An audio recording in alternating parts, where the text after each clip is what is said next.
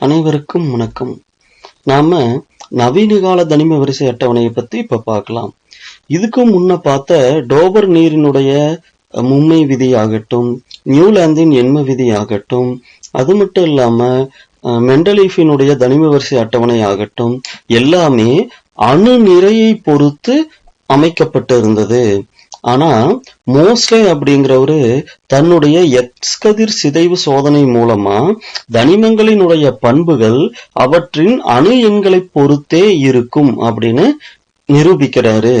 அதன் மூலம் அவரு நவீன கால தனிம வரிசை அட்டவணைய அமைக்கிறதுக்கு உதவுறாரு. நவீன கால தனிம வரிசை அட்டவணையானது அணு எண்ணின் ஏறு வரிசையில அமைக்கப்பட்டது. சரிங்க, அணு எண் அப்படின்னா என்ன? அணு எண் அப்படிங்கிறது என்னன்னு பார்த்தோம்னா, ஒரு தனிமத்தில் உள்ள புரோட்டான்களின் எண்ணிக்கை அல்லது எலக்ட்ரான்களின் எண்ணிக்கை. இங்க இந்த தனிமங்களினுடைய பண்புகள் எல்லாமே எலக்ட்ரான்களின் எண்ணிக்கையை சார்ந்திருக்கு. அது இயற்பியல் பண்போ வேதியியல் பண்போ, அவைகள் அந்த தனிமத்தில் உள்ள எலக்ட்ரான்களின் எண்ணிக்கையை சார்ந்திருக்கு. எலக்ட்ரான்கள் தனிமத்துல எங்க இருக்கு? தனிமத்துல அணுவுல அணு கருவை சுற்றியுள்ள எலக்ட்ரான் கூடுகளில் எலக்ட்ரான்கள் இருக்கு. அணுக்கருவை சுற்றி எலக்ட்ரான் கூடுகள் இருக்கு. எலக்ட்ரான் கூடுகளுக்கு எலக்ட்ரான் துணை கூடுகள் இருக்கு. அந்த கூடுகள்ல எலக்ட்ரான்கள் அணுக்கருவை சுற்றி கொண்டு வருகிறது. தன்னைத்தானே சுற்றி கொண்டு அணுக்கருவையும் சுற்றி கொண்டு வருகிறது அப்படிங்கிறது கண்டுபிடிக்கப்பட்டது. இப்போ நவீன ஆவர்த்தன விதியை பார்க்கலாம். நவீன ஆவர்த்தன விதி என்ன சொல்லுதுன்னா, தனிமங்களின் இயற்பியல் மற்றும் வேதியியல் பண்புகள் அவற்றின் அணு எண்களின் தனிம வரிசை செயல்பாடுகள் ஆகும்.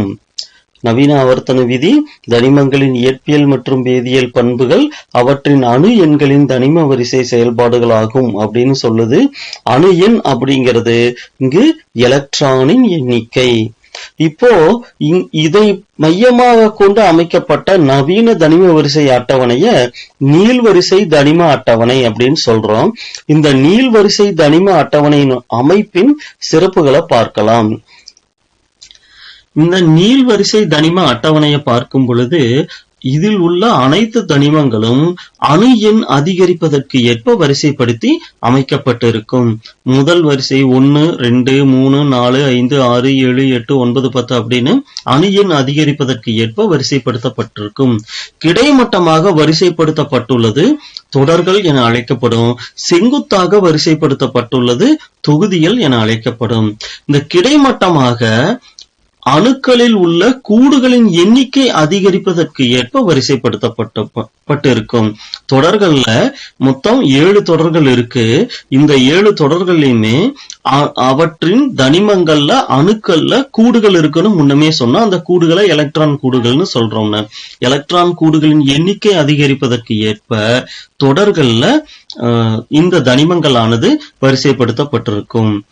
தொகுதிகள்ல மேலிருந்து கீழ் நோக்கியவாறு தொகுதிகள்ல இந்த தனிமங்களானது அதன் பண்புகளின் அடிப்படையில அமைக்கப்பட்டிருக்கும். மொத்தம் 18 தொகுதிகள் இருக்கு. இதுல குறிப்பிட்ட பண்புகளை கொண்ட தனிமங்கள் அந்தந்த தொகுதிகளின் கீழே அமைக்கப்பட்டிருக்கும். அதனால ஒரே பண்பு கொண்டதுனால இவைகளை குடும்பங்களா பிரிக்கிறாங்க.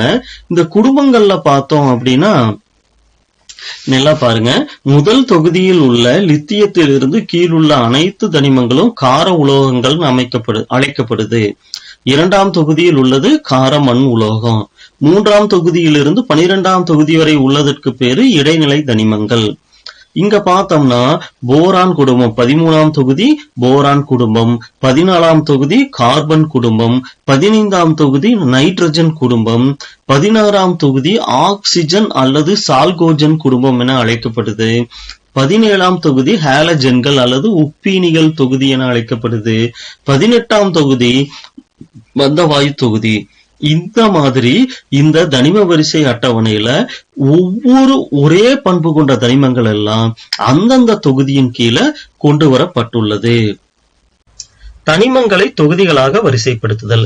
தனிமங்களில் உள்ள அணுக்களின் அணுக்கருவை சுற்றிலும் எலக்ட்ரான் கூடுகள் இருக்கு.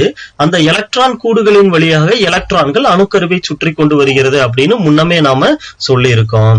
இந்த ஒவ்வொரு எலக்ட்ரான் கூட்டிற்கும் துணை கூடுகள் இருக்கு. அதை SPDF அப்படின்னு சொல்லுவோம். எலக்ட்ரான்கள் இறுதியா இந்த 4 துணை கூட்டுல எந்த கூட்டுல நிரம்புதோ அத அந்த தொகுதி தனிமங்களா சொல்லுவாங்க. S கூட்டுல நிரம்புச்சுன்னா அது S தொகுதி தனிமம், இறுதியா P கூட்டுல நிரம்புறத P தொகுதி தனிமம், D ல நிரம்புச்சுன்னா D தொகுதி தனிமம், F ல நிரம்புச்சுன்னா F தொகுதி தனிமம் அப்படின்னு சொல்லி இந்த தனிமங்களை பிரிச்சிருக்கிறாங்க. இப்போ எதை S தொகுதி தனிமம்னு சொல்றாங்க? தொகுதி 1 மற்றும் தொகுதி 2 உள்ள தனிமங்களை S தொகுதி தனிமங்கள்னு சொல்றாங்க. தொகுதி 1ல ஹைட்ரஜன் தவிர மீதி உள்ள தனிமங்களை கார உலோகங்கள்னு சொல்றோம். காரணம், இந்த தனிமங்கள் நீருடன் வினைபுரிந்து பெற்ற கரைசலோடு காய்கறி சாறினுடைய சிவப்பு வண்ணத்தை சேர்த்தோம்னா அந்த சிவப்பு வண்ணம் ஊதா நிறமா மாறும். சிவப்பு ஊதா நிறமா மாறுச்சுனாவே அந்த பொருள் காரத்தன்மை கொண்டதுன்னு சொல்லலாம். எனவே இந்த தனிமங்கள் எல்லாம் காரத்தன்மை கொண்டது உலோகங்கள், எனவே கார உலோகங்கள் அப்படின்னு சொல்லப்படுது. அடுத்து இருக்கிறது கார மண் உலோகம். இதை ஏன் கார மண் உலோகம்னு சொல்றோம்? இந்த தொகுதியில் உள்ள தனிமங்கள் ஆக்சிஜனோடு வினைபுரியுது. ஆக்சிஜனோடு வினைபுரிந்து பெற்ற ஆக்சைடு நாம நீருடன் சேர்க்க செய்யும் பொழுது நமக்கு ஒரு கரைசல் கிடைக்குது. அதனோடு நாம காய்கறியின் சிவப்பு நிற சாறை சேர்த்தனோம்னா அதுவும் நீல நிறமா மாறுது, ஊதா நிறமா மாறுது. எனவே சிவப்பு நிறத்தை ஊதா நிறமா மாத்தினதுனால இதுவும் காரத்தன்மை கொண்டது. எனவே இந்த தொகுதி தனிமங்களானது கார மண் உலோகங்கள் அப்படின்னு சொல்லி அழைக்கப்படுது.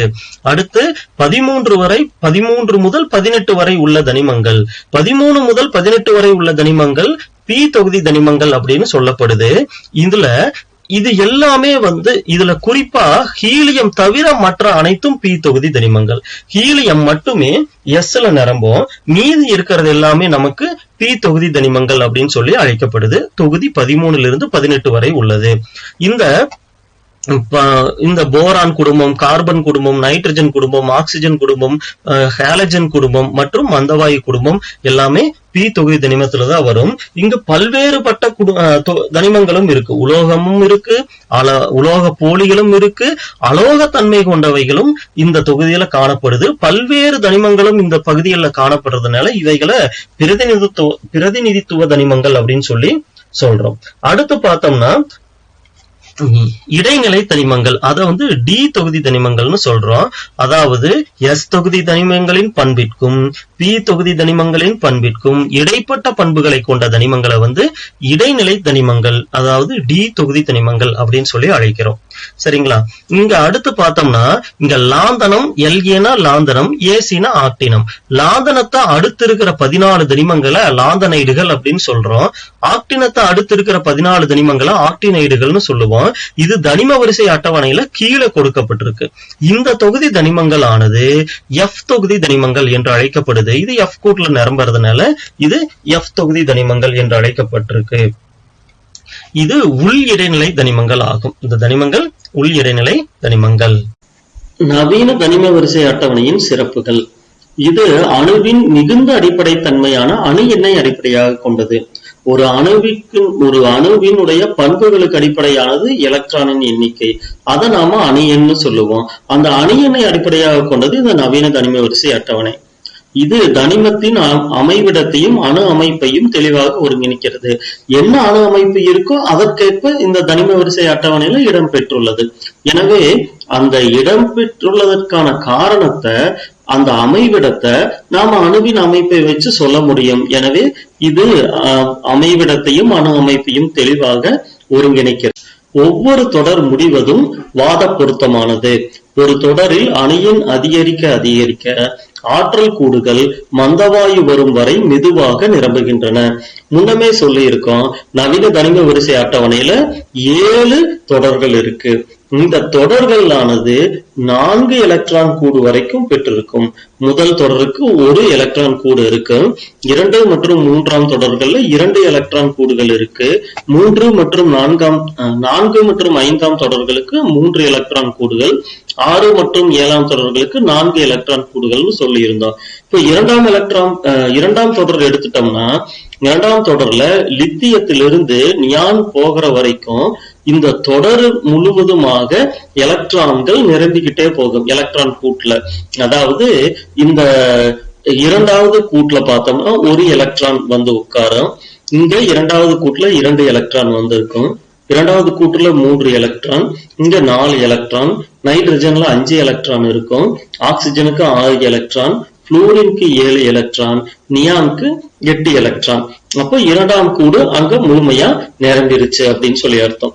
இப்படி ஒவ்வொரு தனிமத்திலையும் ஒவ்வொரு தொடர்லையும் தனிமங்கள் மந்தவாயுக்களை, இது வந்து மந்தவாயு தொகுதி, இந்த மந்தவாயு தொகுதியை அடையும் வரை மெதுவாக நிரம்பிக்கொண்டே வருகிறது. அதான் அங்க கொடுத்திருப்பாங்க. ஒவ்வொரு தொடரிலும் அணியன் அதிகரிக்க அதிகரிக்க ஆற்றல் கூடுகள் மந்தவாயு வரும் வரை மெதுவாக நிரம்புகின்றன. இதை நினைவில் வைத்துக் கொள்வதற்கும் மறுபடி உருவாக்குவதற்கும் எளியது. ஒவ்வொரு தொகுதியும் தற்சார்பு உடையது. எனவே துணை தொகுதிகள் வேண்டாம் என முடிவு செய்யப்பட்டுள்ளது. ஒவ்வொரு தொகுதிக்கும் முன்ன பார்த்தோம்னா ஏபின்னு சொல்லி துணை தொகுதிகளானது கொடுக்கப்பட்டிருந்துச்சு. ஆனா இங்க வந்து நமக்கு துணை தொகுதிகள் எதுவும் தேவையில்லை அப்படின்னு சொல்லி முடிவு பண்ணியிருக்காங்க. அடுத்து, ஒரு தனிமத்தின் ஐசோடோப்புகள் ஒரே அணு எண்ணை கொண்டுள்ளதால் அவற்றிற்கு ஒரே அமைவிடம் போதுமானது என எடுத்துக்கொள்ளப்பட்டது. ஒரு தனிமத்துல எடுத்துக்கிட்டோம்னா ஒரு அணுவுல எலக்ட்ரானின் எண்ணிக்கையும் புரோட்டானின் எண்ணிக்கையும் ஒரே போல இருக்கும். ஆனா நியூட்ரானின் எண்ணிக்கை மாறிக்கிட்டே இருக்கும். ஒரே அளவிலான புரோட்டான் அல்லது எலக்ட்ரானின் எண்ணிக்கையும் மாறுபடுகின்ற நியூட்ரானின் எண்ணிக்கையும் கொண்ட ஒரு தனிமத்தினுடைய அணுக்களை ஐசோடோப்புகள் அப்படின்னு சொல்றோம். ஒரே அணியில் இருக்கிறதுனால அதுக்கு ஒரே அமைவிடம் போதுமானது. அந்த ஒரு அணுவுக்கு எத்தனை ஐசோடோப்புகள் இருந்தாலும் அது குறிப்பிட்ட அணுவினுடைய ஐசோடோப்புகள் அப்படின்னு சொல்லி சொல்ல முடியும். எனவே இந்த தனிமத்தினுடைய ஐசோடோப்புகள் ஒரே அணு எண்ணை கொண்டுள்ளதால் அவற்றிற்கு ஒரே அமைவிடம் போதுமானது என எடுத்துக்கொள்ளப்பட்டது. 8ஆம் தொகுதியின் அமைவிடமும் சரி என நிரூபிக்கப்பட்டுள்ளது. அடுத்து, இடைநிலை தனிமங்களின் பண்புகள் அவற்றின் வலது மற்றும் இடதுபுறம் உள்ள தனிமங்களின் பண்புகளுக்கு இடைப்பட்டதாக உள்ளதால் அவை நடுவில் கொண்டு வரப்பட்டுள்ளன. 8ஆம் தொகுதியினுடைய பண்புகளும் சரியென நிரூபிக்கப்பட்டுருச்சு. அதுபோக இடைநிலை தொகுதியினுடைய பண்புகள், இடைநிலை தொகுதி அப்படின்னு சொல்லி பார்த்தோம்னா இடைநிலை தனிமங்கள் அப்படின்னு சொல்லி பார்த்தோம்னா டி தொகுதி.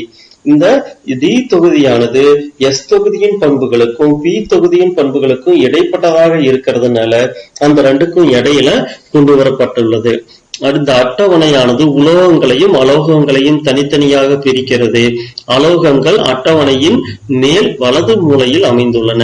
இந்த அட்டவணையை நீங்க நல்லா பாத்தீங்கன்னா உங்களுக்கு அது கிளியரா தெரியும்.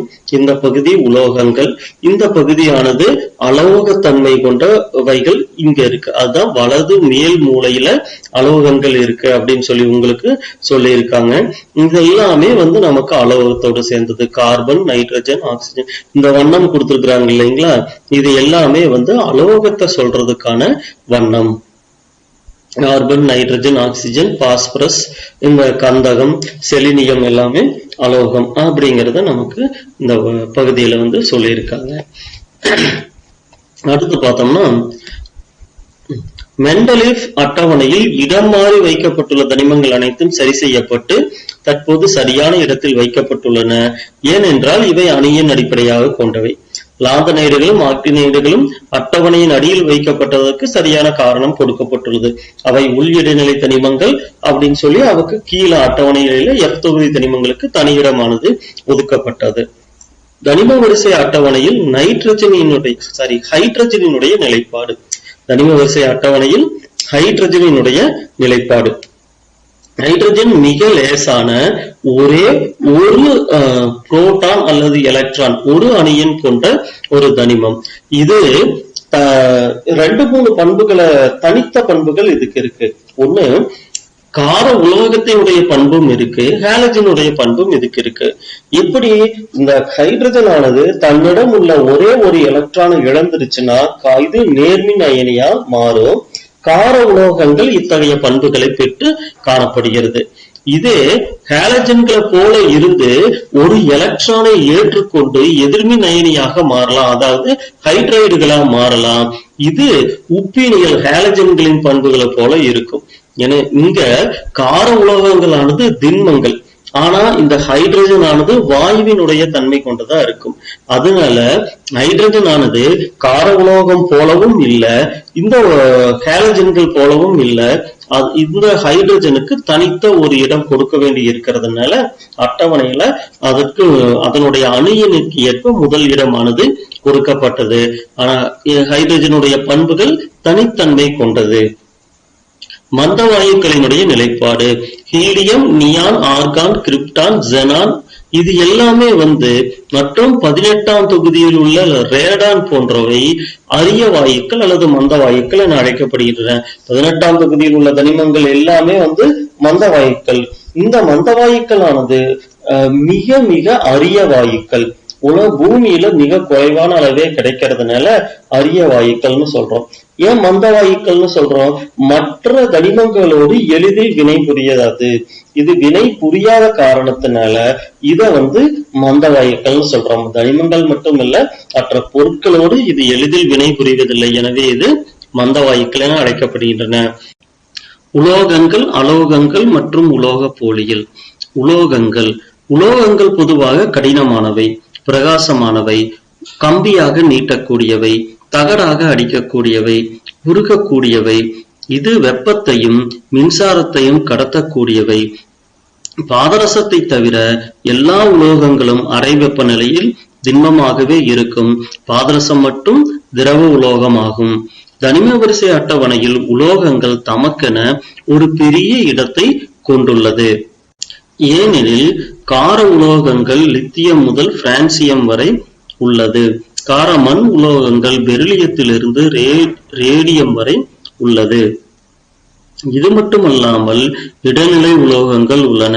பி தொகுதி தனிமங்களிலும் அலுமினியம், கேலியம், இண்டியம், டின், தாலியம், லெட், பிஸ்மத் என உலோகங்களானது காணப்படுகின்றன. இதனால் உலோகங்களானது தனிம வரிசை அட்டவணையில் ஒரு பெரிய இடத்தை கொண்டுள்ளது என கூறப்பட்டது. அலோகங்கள். அலோகமானது பளபளப்பற்றது, மென்மையானது, கம்பியாக நீட்ட முடியாதது, தகடாக அடிக்க முடியாதது, மின்சாரத்தை கடத்தாத தன்மை கொண்டது. வேறு விதமாக கூறினால் உலோக பண்பு இல்லாத தனிமங்கள் யாவும் அலோகங்களாகும். பி தொகுதியில் மட்டுமே அலோகங்கள் காணப்படுகின்றன.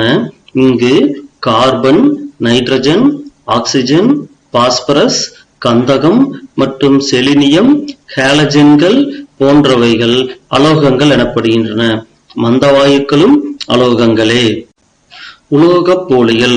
உலோகம் மற்றும் அலோகங்களின் பண்புகளை ஒருங்கே பெற்றவை உலோக போலிகளாகும். போரான், சிலிக்கான், ஆர்சனிக் போன்றவை உலோக போலிகள் ஆகும்.